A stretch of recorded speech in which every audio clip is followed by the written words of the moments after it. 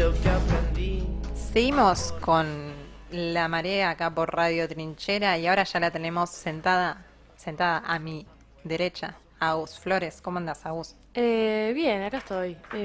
Por ponerme los anteojos, terminar de cumplir con mi rol fantástico, porque es de fantasía, de que Claro volví a hacer que radio, básicamente. Pero como, bueno, ya le digo, arrancamos para no hacerlo muy largo. No, lamentablemente estaba corriendo mientras fue la presentación, así que no puedo escuchar, pero tal vez ya mencionaron que esta primera hora va a estar más que nada ambientada, o tal vez no, no pasa no lo nada. mencionamos, pero está bueno que lo comentes.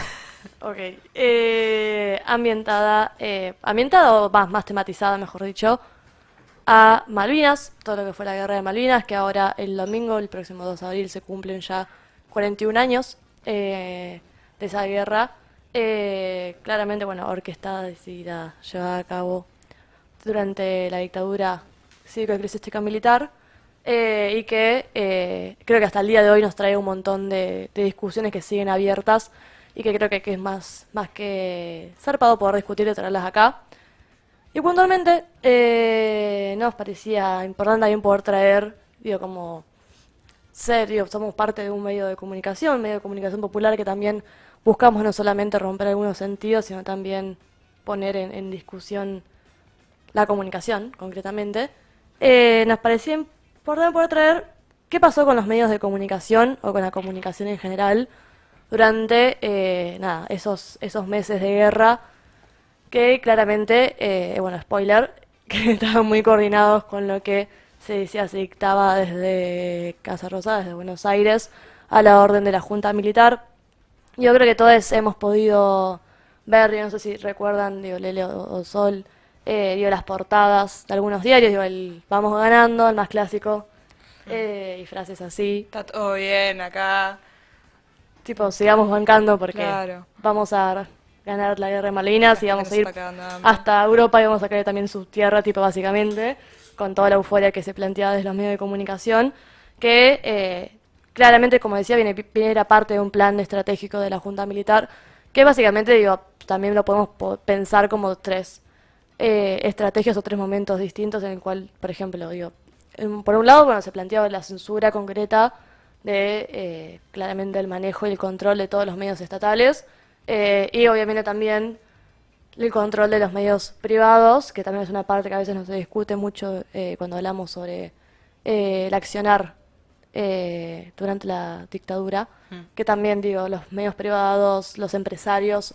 no solamente son cómplices, sino también concretamente fueron partícipes activos de muchas atrocidades y en este caso de avalar esta guerra y distintas cosas que iban sucediendo. Después, bueno, claramente la aparición, digo, de miembros de la Junta Militar en todos los medios como primera plana, o sea, como limitar un poco y recortar la agenda de eso.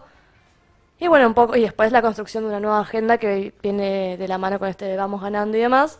Puntualmente, digo, medios estatales como, bueno, Argentina Televisión a Color, ATC, y la agencia oficial TELAM eran parte de esos medios que principalmente eran los que llevaban noticias, porque además eran los únicos oficiales que, primero que podían tener corresponsales en las islas, eso en primera instancia, y después por otro lado, bueno, eran puntualmente estatales, eran quienes tenían un poco el discurso oficial. Sin embargo, como decía recién, también participaron medios privados, incluso algunos medios que no eran específicamente de política, o digo, que ya estaban encarando ese tema, sino por ejemplo, algunos diarios, revistas en realidad, como Gente y Somos, revistas de la editorial Atlántida, que también, digo, fueron parte, bueno, si no me equivoco, sí, le estamos ganando, lo vamos ganando, de hecho fue portada de una de estas revistas, que también hay como que se rompe un poco, creo también, o, o se propone una nueva estrategia también de llegada a nuevos públicos, de no solamente, digo, quién es esto, estaban involucrados o sabían que si querían saber sobre la guerra podían ver medios estatales o programas de televisión o columnas de opinión y demás políticas, sino incluso esto en revistas que tratan más sobre la sociedad, el día a día, la casa, las familias, y bueno, claramente todo enmarcado en la mirada tradicional y claramente Hegemónica. hegemónica, sí. que planteaba en ese momento la dictadura y un poco, bueno, lo que era el contexto en ese momento. Y que de hecho, bueno, también tampoco cambió mucho lo que tenía que ver con su forma de comunicar. Digo, al no ser, esto, repito, digo, una revista, ponerle más política o con columnas muy pesadas de opiniones que eran textos y textos y demás, sino que justamente buscaban ser lo menos informativas posible y lo más amarillistas que se dice, digo, lo más llamativos, con imágenes grandes, letras grandes, frases cortas que también como que no dieran mucho a interpretar. Para quienes están en Twitch, ahí están el chino, Excelente servicio. operador, está pasando ahí las tapas. Bueno, el estamos ganando de la revista Gente. Gente. Ahí va. Bueno, ahí se ve un poco lo que fue todo eso. Y justamente también se apelaba, no solamente digo, con la elección de palabras y la elección de imágenes, se apelaba al sentimiento, ¿no? Iba a apelar al, bueno, más que nada a las emociones, más que a otra cosa, para poder sensibilizar a la población con eso. Y bueno, y así obviamente cuando desde distintos lugares de poder, esto digo, ese poder mediático se puede llevar a cualquier lado, para tener obviamente más control también sobre lo que se piensa, sobre lo que se hace, sobre lo que se dice, lo que dice la sociedad. Se apela claramente a lo que es el sentimiento, a lo que atraviesa, lo que hace, lo que tiene un ser humano más cercano, que es eso. Y claramente la dictadura no dejó eso por fuera. Bueno, recién venía diciendo también esto de que, bueno, solamente había, bueno, la agencia TELAM y ATC eran quienes tenían corresponsales en las islas, eran los únicos autorizados. Sin embargo, digo, si bien se grabaron muchas imágenes y demás, claramente, nada, todos los testimonios de los soldados heridos, que se grababan y todo recortado. Incluso se mostraban imágenes, que esto también es bastante como curioso, digo, imágenes no justamente de la guerra, o sea, como que tratábamos de limpiar todo rastro de guerra. Tipo. Claro, se mostraba como el ocio de la guerra, como la parte linda, romantizando todo lo que era, no mostrando que se estaban muriendo de frío, que tenían zapatillas de lona, que no les entraban, que la ropa no les cabía. Todo eso no lo estaba mostrando, no estaba mostrando las condiciones de guerra, estaba mostrando el ocio, como también como la idea con la que se iban los chicos, ¿no? Claro. De que la guerra era como, ay, qué divertido, me voy de vacaciones con mis amigos, la colimba, qué sé yo. Y se encontraban con una realidad donde era peor que cualquier cosa que se pudieran haber imaginado, ¿no? Y como que se rompió mucho eso y como que no se mostraba. Sí, ni hablar. O sea, buscar la aceptación de esa imagen de, bueno, estos pibes jóvenes están ahí porque no por el servicio militar obligatorio, sino porque quieren y tienen ganas de defender a su patria. Y esto, como dijo Lele, digo, algo que incluso socialmente a esa edad es como, según ellos, era algo como que tenían ganas de hacer los jóvenes, simplemente por el hecho de tener ganas, cuando claramente, bueno, sabemos que no fue así, para nada, digo, fue concretamente un infierno, como muchos excombatientes han descrito toda esa experiencia. En cambio, bueno, desde lo que se mostraba en los medios de comunicación parecía todo lo contrario. Y de hecho, esto digo, se grabaron, hay algunos testimonios de ayudantes de cámaras de ATC, en ese momento que fueron algunos de los enviados que pudieron ir, que decían que se habían grabado más de 120 horas. Sin embargo, las horas de grabación archivadas hasta el día de hoy no llegan ni a 10. O sea, realmente hay un montón de material que lamentablemente se ha perdido. E incluso, digo, mucho material que sí capaz se mandaba para el territorio, para la parte continental. No solamente quedaba trabado, sino que una parte salía, esta parte, digo, más linda, más que salía más para este discurso, y la otra se filtraba, entre comillas, porque claramente si había tanto control no era algo azaroso. Y esto es algo que también yo me sorprendí que no sabía. Muchas imágenes fueron compradas en el mercado negro por periodistas extranjeros, donde también se dio gran parte de circulación de imágenes también mucho más fuertes, de más sensibilidad y demás, y que tal vez algunas de esas son las que hoy se circulan, pero circulan por eso. O sea, porque se guardó ese material para comercializar concretamente y venderlo. Que me pareció también un dato bastante perturbador. Sí, Y que eso. el morbo. Sí. Un morbo total. Y que incluso se habla, bueno, como que se vendía en el mercado negro y con empresas, como eso, medios privados. Pero claramente, digo, reiteramos, digo, si estamos hablando de una junta militar que claramente recibía todo y después decidía para dónde ir, claramente, como todas las atrocidades y todas las cosas que sucedieron, no es que no se enteraban de lo que sucedía, sino que claramente dirigían esas imágenes o esos materiales con ese sentido hacia esos lugares turbios y concretamente de comercialización. Por otro lado, digo, si bien hablamos de un plan estratégico y de muchos mecanismos ya ordenados y organizados por parte de la Junta Militar para mantener un control, la realidad es que, por lo menos los periodistas que fueron enviados, no contaban con una estrategia comunicacional que lo que después, digo, ahora, hoy en día, cuando se los entrevista y se escucha sus relatos, cuentan que, por ejemplo, los periodistas británicos sí, digo, tenían toda una estrategia comunicacional para ya construir otro tipo de relato de las islas. En cambio, de todos los periodistas, fotógrafos, camarógrafos, todo el equipo comunicacional, todos los equipos comunicacionales argentinos que fueron a las islas, fueron también de una forma bastante desamparada en ese sentido.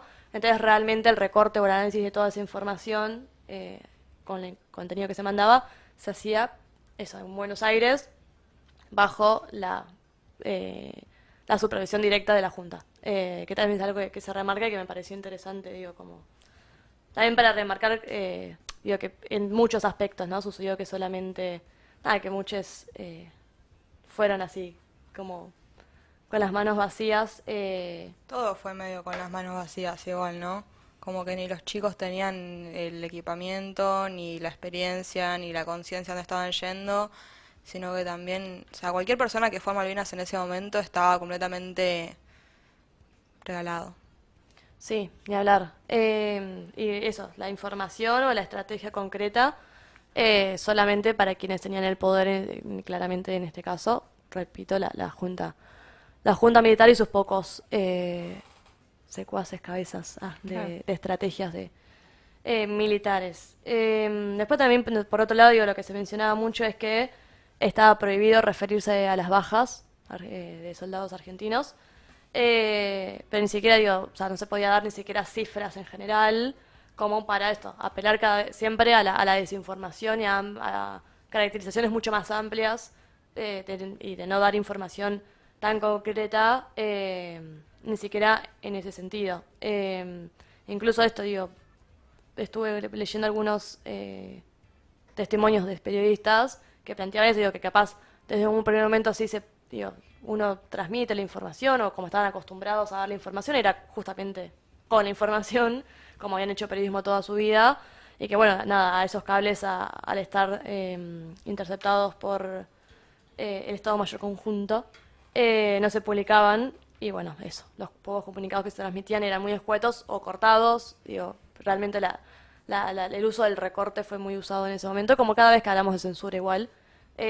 O creemos que capaz es algo más actual, pero digo, en lo audiovisual tal vez y demás, pero es algo que se venía usando bastante. Pero bueno, digo, no quiero agregar mucho más porque tampoco la idea es que se extienda tanto, pero sí me parecía nada, interesante poder traer algunos casos concretos o algunas anécdotas o algunas anécdotas en el sentido de, bueno, estos testimonios. Y estrategias concretas que se usaron en ese momento claramente para poder mantener, ¿no? este plan de básicamente mandar a pibes y a pibas a morirse de hambre y con armas que ni siquiera sabían usar, como si fueran juguetes y eso, muchas veces, lamentablemente, a todos los caídos de Malvinas, nada, que terminaron muriendo en territorio argentino. Claramente seguimos diciendo que las Malvinas son argentinas y es que hasta el día de hoy hay una deuda muy grande y creo que gran parte de eso también son de los medios de comunicación. También cuando hablamos de la dictadura, creo que en general,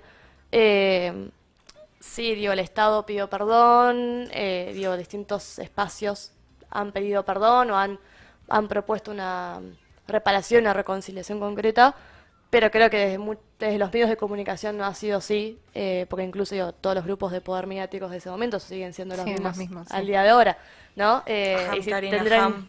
claro, y si tendrán que pedir perdón sería perdón por enriquecerme y usar todo esto para seguir manteniendo poder, básicamente.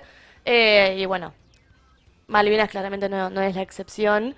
Y esto, nos seguimos encontrando con revistas como Caras, no me acuerdo la otra, se me fue, Somos gente. Somos Caras. gente que siguen hoy en día esto, también dentro de grupos mediáticos.